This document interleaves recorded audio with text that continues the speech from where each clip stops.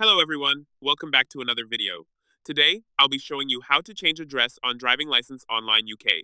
You can update your address on both full and provisional licenses, and the process is completely free. You are allowed to continue driving while waiting for your new license.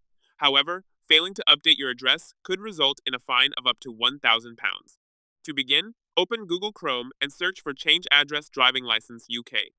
Click on the official.gov.uk website link. On the website, click Start Now to proceed.